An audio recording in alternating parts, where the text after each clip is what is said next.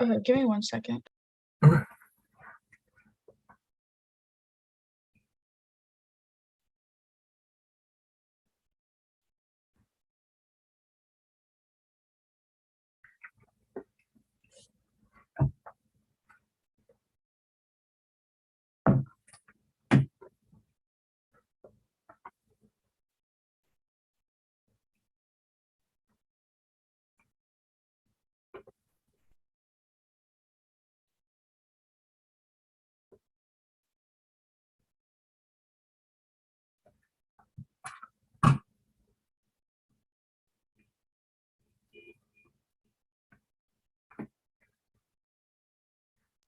Okay, I think everything's set up so you can get started.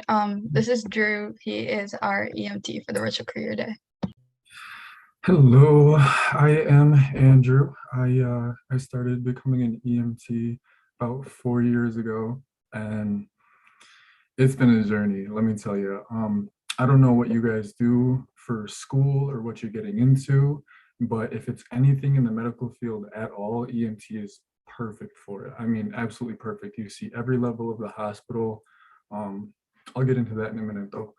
So I started out as an EMT after like, I don't know, probably 15 to 20 different random jobs. I was working all sorts of things and none of it really clicked with me. None of it really felt like I was doing something helpful. And then I decided one day, well, I really want to help people, but I don't know how. So I looked around and I tried to find something that had, not a huge amount of time investment or monetary investment for getting the license, or, if it was a trade that I was looking for. I didn't want to spend a whole bunch of time getting into it because I didn't really know where I wanted to go. So I found EMT, and to get your license, depending if you take an accelerated course, can be as short as 3 months. And if you take a normal college course for it, it can be like 6 months. Um, so it's really not that much time, and what you get for it is pretty incredible. Um, in terms of job availability, I mean, you can get a job as an EMT anywhere. I mean, like literally anywhere across the planet. I know friends who do like a volunteer EMT thing, and they I have this friend that I work with, and he just got back from, I think, Egypt this time, and before that it was Namibia. I mean, he goes all over the place, um, and he loves it. He loves it. I haven't done that yet, but he absolutely loves it. You can get a job working on like a cruise ship. You can get a job working at an amusement park. Um, let's see, what do I have written down here? You can be transport, like what I am right now. I'm just a transport EMT. I do like critical care transports. So interfacility from one place to another, that's mainly what we do. We do a little bit of 911s, but not nearly as many as if we were contracted through the city, or if I work directly for the city. I'm just working for a private agency right now, and private EMS, it's 50-50. So the division that I'm in right now, it's almost all transfers. We probably get about 5 uh, priority one calls, 911 calls a month for myself. Split between the company, it's a much higher number, but transports is way different. In a division a little bit north of us, they are mainly 911s. So the only thing that they do is respond to emergencies. It's a whole different ballpark. And that's the cool thing about EMS, is that there's so many different areas of it that you can really get into whatever your fancy is. So say you try EMS as strictly 911s, strictly emergency calls, and you don't like it. Say it's too stressful for you, it's too taxing, and it takes away from your focus when you're studying. I totally get it. There's all sorts of different kinds of EMS that you can get into. Right now, I'm actually in school full time, and doing this lets me, oh my gosh, I study so much. um, Probably an average of 2 to 3 hours of my shift I spend studying. And some nights I don't have a call for a solid 6 to 8 hours, and I'm just studying the entire time, getting paid to do it. It's really nice. There's a lot of slow nights like that, so it's definitely really cool. In terms of scheduling, pretty much every company is extremely lenient with scheduling because of how high in demand EMTs are. I mean, especially for private companies, we are like the bread and butter of their business model because we handle the majority of transfers. We, every paramedic needs an EMT to ride with or another paramedic. This isn't like a job that you can do solo. But it is really nice. You know, I've done both sides. I've done emergency EMS. I used to do that back in Detroit for 2 years. And then I transferred over to mainly transports when I wanted to get a higher level of education. From what I did in Detroit made me want to get into a little bit more law enforcement. So that's currently what I'm studying for right now. I'm going to get back to the different types of things that you can do with an EMT license, though, and like all the advancement that you can do in pre-hospital and pre-hospital medicine, paramedicine, everything like that. Back to the jobs you can get. You could be an ER tech if you wanted to work strictly in hospital, if you didn't want to be out there in the field, if you don't like working in, an environment that you don't know what you're walking into. A lot of the times when we get a 911 call, we don't know if we're walking into a situation where, we get dispatch information that's only ever so accurate. There's always a surprise, and sometimes it's a good surprise. Sometimes it's people with, oh, we called you a half an hour ago because we live 40 minutes away and we thought we'd get you something ready for the time by the time you got here. And it's like, oh, thank you. Offering us food and everything like that. People are so nice to us. But if you wanted to go the military route with this is a really high paying job in the military. I'm currently making more than my mom, and she's a teacher. But then again, I also work a lot of hours, but I don't know how much you can call it working when, I'm only doing between, some nights I really do work a lot. Some nights I do, between, I don't know, 6 and 9 calls in a 12-hour period. And if you throw in a transfer that is an hour and a half drive there and back, it's taxing, but it's not like a normal job. It's not like I have somebody watching over my shoulder. It's not like I have somebody telling me what to do, where to go. It's I get dispatched to a call, I go there, we do it, and then we leave. We do whatever we want. We stay in our post, our position, until we get our next call. And it's a lot of it is a waiting game. If you work for a city or something like that, it's going to be a lot less downtime and a lot more experience. When I worked in Detroit, it was nonstop. We were, left and right. There was never a dull moment. But it ebbs and flows. It always throws you a curveball. Some days, you don't get any calls at all, and other days it's just no breaks. But I'm going to touch on pay for EMTs right now. So in Michigan, I don't know where you guys are at. Are you guys in Michigan, in Chicago? Where are you guys at? It's just kind of all over. I'm in Chicago. I know they're in PST time, I think Washington. So Okay, you guys are all the way in Washington. Nice. Well, Michigan is probably the lowest paying state, one of the lowest paying states for EMT, and I'm making $15.55 an hour. And it's really not hard to get to overtime. And once I'm at that point, it's like $23.33 an hour. And if I'm working 80 hours a week, It's not bad. Um, but the thing about that is if I wanted to tell them tomorrow, I'm almost done with a week vacation, and it's not like I had to, pull any strings to get this time off. They're very, you work a lot, so anytime that you want to take a break, you take a break. It's kind of like that atmosphere in a lot of the private companies that I know about. It's a lot more of a family oriented, and I don't want to say family oriented, but it's more of a family feel over like, you feel less like an object, you feel less like just a utensil for a company, and you feel more, I guess, cherished by the people that you work with. And the way people treat us is really good too. People treat us really well. When I go into homes, usually it's always kindness, always respect. um, don't get me wrong, there's days where that's not the case at all. We meet plenty of people who, are way off their rocker, and they just are in a bad day.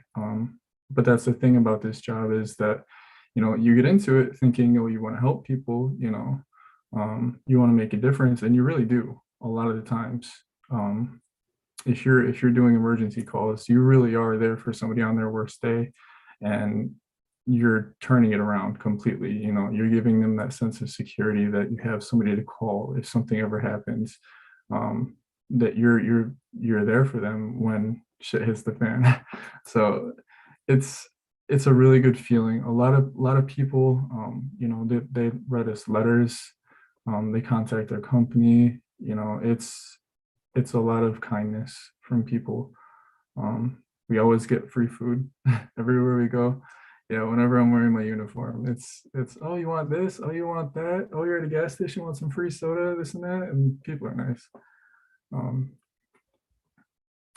so career advancement with EMS, you can I talk to every single day that I work. I talk to nurses. I talk to NICU nurses. I talk to ICU nurses. I talk to uh, every level of the floor, you name it, cardiac. The only people that we don't really contact that much is surgeons. We really don't have much contact with them. But I mean, we're talking to patients' physicians all the time. Um, it's a really good way to get around a hospital and to get a feel for the different types of medicine that are out there. Um, if you if you like the medical field, if you get into EMS and you decide that you want to advance your career in the medical field, um, there's so many routes that you can go. You can get your paramedic license, and that doesn't take more than a couple years.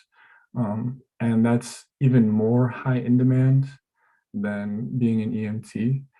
Um, I think it's I think it's one of the most in-demand jobs in America, just because of how important um, important it is in America's infrastructure to have strong EMS. Um, so from paramedic, that's if you took an accelerated course, you could get it done in a year and 3 months, and from there it would only take you about another 2 years to get your RN.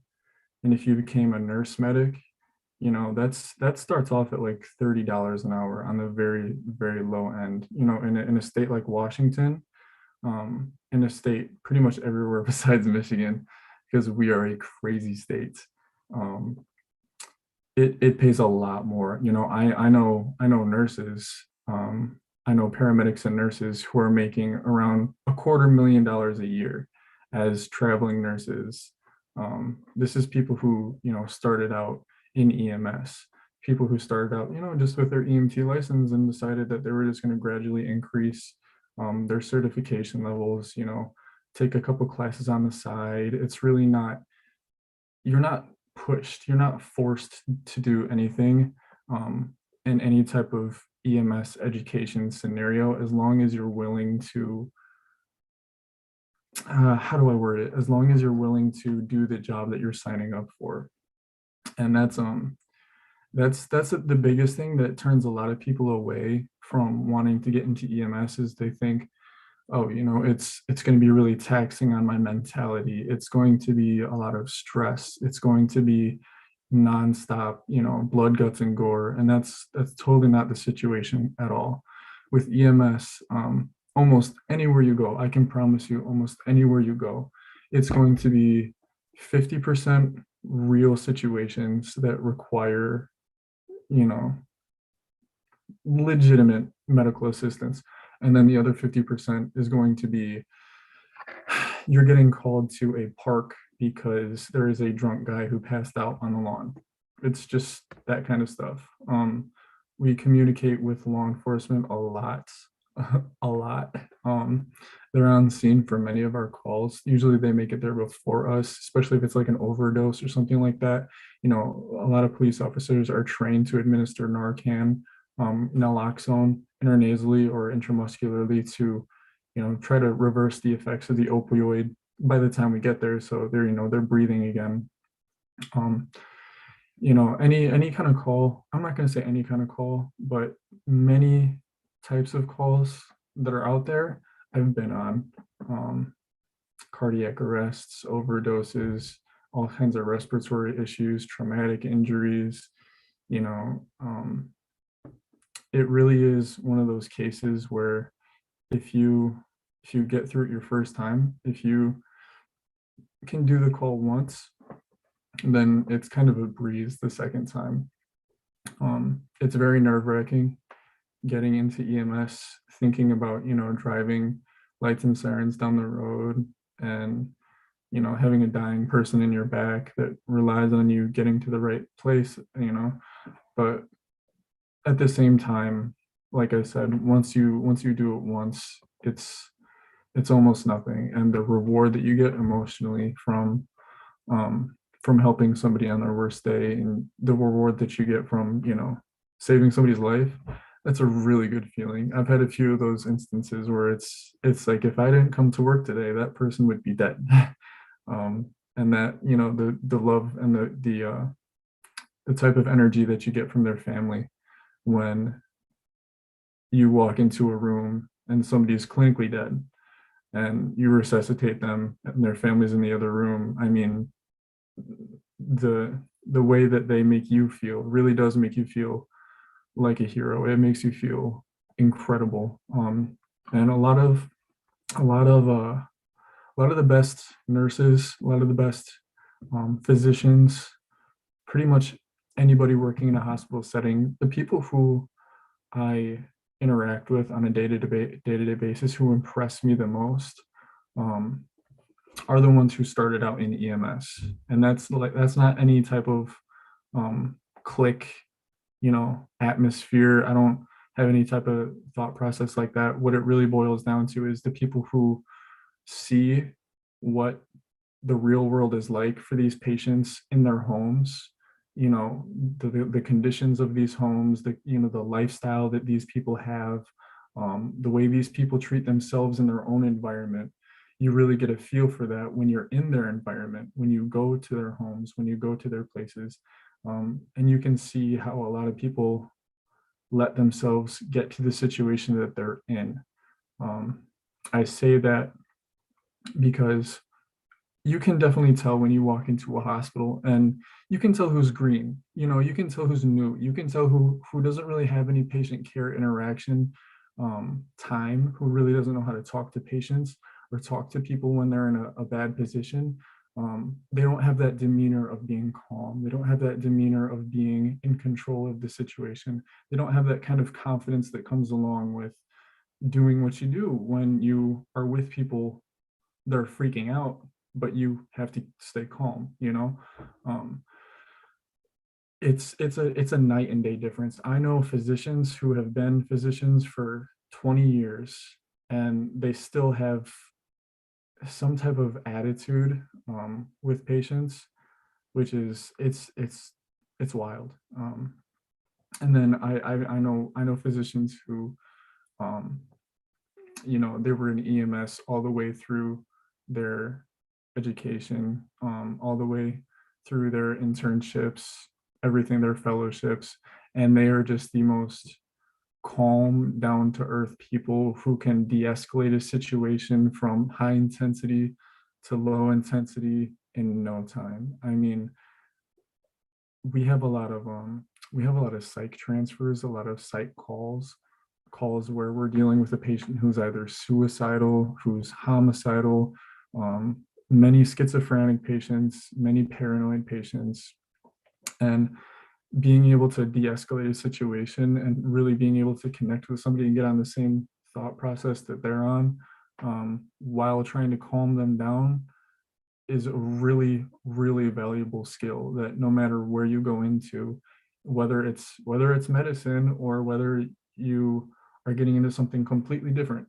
I mean, just the mindset that I gained from this alone was, I mean, I don't know how to explain it.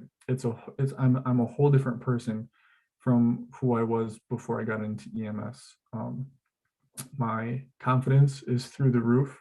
I've been out in public before and I've seen somebody drop on the floor because they had heat stroke, right? And everybody's freaking out around them. They're like, oh my gosh, what do we do? What do we do? And I walked up and I was like, hey, can somebody get him some water? Will you get on the other side of him and help me lift him up on the count of three? That type of thing. And people just look at you like, whoa, like where did they come from? It's a really cool feeling to be able to help in situations where you otherwise wouldn't know how to.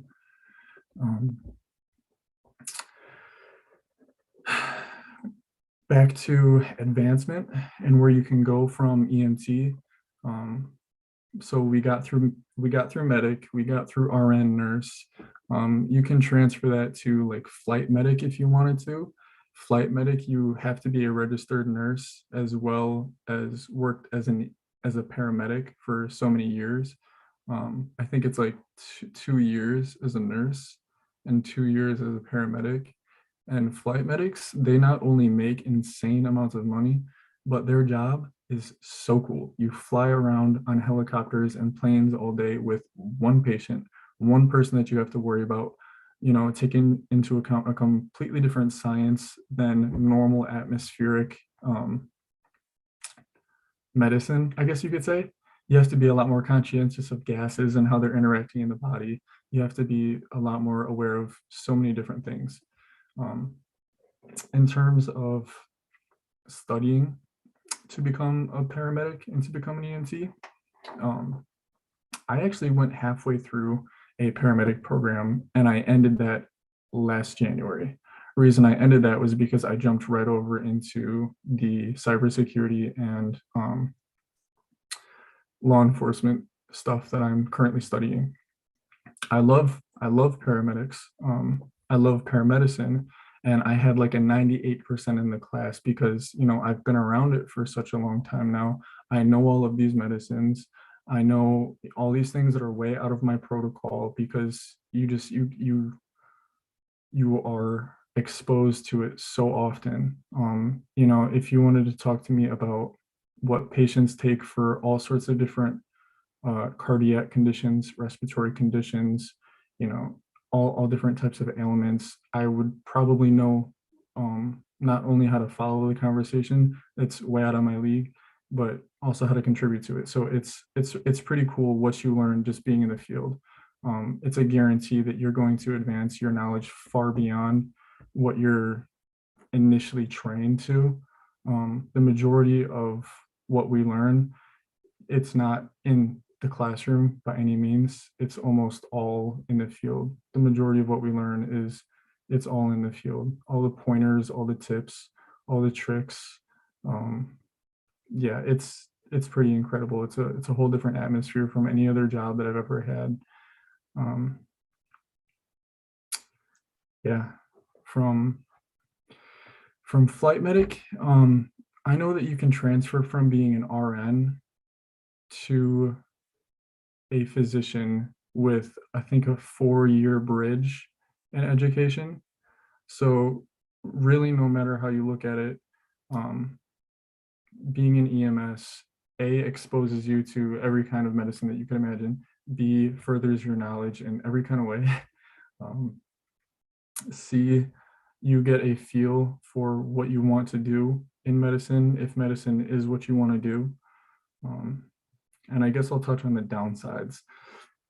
The bad things about being an EMT. Um, to be 100% honest, if you are the type of person who is squeamish around, I mean, there's a list. If smells get you, if if you walk into a situation and you can't handle somebody yelling at you because they're afraid, if you can't handle seeing things the way they're not supposed to be, like the way somebody looks after they've been in a bad car accident, sometimes you've got to be able to maintain composure with somebody who's like that in the front seat while you have a child in the back seat that you need to attend to because their, their likelihood of making it is a lot higher. Um, luckily, I've never been in a mass casualty incident where I had to make that type of decision. Every mass casualty incident that I've been in, it has not been fatal. So there's that. You do have to deal with death. You do have to deal with grieving families a lot. When I take people to hospice, when I transfer them from hospital to hospice, I'm taking them to their, their last place that they're ever going to go to, because hospice care it's palliative, it's end of life care, um, and it's emotionally draining when you have to, uh, say hello and goodbye so suddenly. Um, yeah, but I have days where I have days where I'm transporting a baby who was just born a couple hours beforehand, I'm their first car ride. That's always a fun feeling. Um, I always transfer NICU nurses, respiratory therapists. Last month, I had a COVID patient. He was COVID positive, weighed about 300 pounds, was on ECMO, which is basically dialysis for your blood. It's like it acts as your heart and your lungs when they've given out. And it's this huge machine. It's like, probably about 100 pounds, tubes that thick, going into your, subclavian and your femoral artery. I mean, just a huge machine. So I had my perfusionist in the back, I had my transport nurse in the back, I had my physician in the back, and I had my paramedic in the back. And everybody's gowned up because, COVID. Um, and that was quite a transport. We had about 12 different drugs running on 2 different IV pumps. He was intubated on a vent. We had the ECMO going. He was catheterized. I mean, tons of stuff. And it's a really good feeling knowing that you got somebody, A, um, from point A to point B safely, B, that you made sure that they were in a better position when you left than before you showed up. It's a really good feeling. But like I said, the downsides, if you're squeamish towards scents, towards blood, towards any type of bodily fluid, really, I guess my biggest suggestion would be to look at videos like Reddit stories of scary EMS stories or something like that, or worst EMS stories or worst police stories, that type of thing. If you're planning on getting into emergency medicine, if you're planning on getting into EMS and you want to work strictly 911s, that's what I would look at. Yeah, you guys have any questions for me? I had one quick question. I was just wondering what was the most difficult thing you had to encounter on your path to becoming an EMT? Path to becoming an EMT, hardest thing that I encountered was, without a doubt, my first legitimate emergency. The first time I was in a situation where I had to make the right moves. Luckily, whenever you are going through school to become the EMT, you always have A, a proctor with you, and B, their partner. You are always the third person on a truck when you are getting education for this. They do not just throw you into it willy-nilly. They make sure that they can trust you with somebody's life before they let you go free, you know? So I would say the hardest thing that I encountered was the mental aspect of keeping calm in a situation where I didn't really know what I was doing yet. And there's going to be a lot of those. You're going to have a lot of firsts.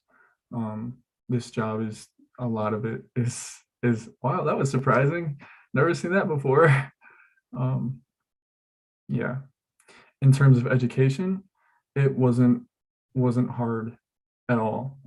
Personally, I'm a very hands-on type of learner, and the majority of what we do is hands-on because you have to apply everything that you learn. You know, this isn't a test that we're going to learn and then we'll forget about all the information in 3 months after we've filled our heads with completely other stuff. It's a continuation, a progression of stacking on knowledge on top of what you already know and applying it to action. So yeah, that would be the hardest thing that I encountered.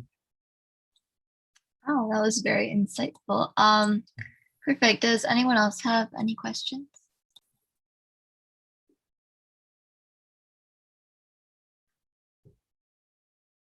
All right, if not, thank you so much, Andrew, for coming on here and telling us about being an EMT. I found it very helpful, and I'm sure everyone in the audience did as well. So yeah, thanks so much for joining us today. Absolutely, it was my pleasure. Bye. Thank you so much for coming in today. All right, see you next week.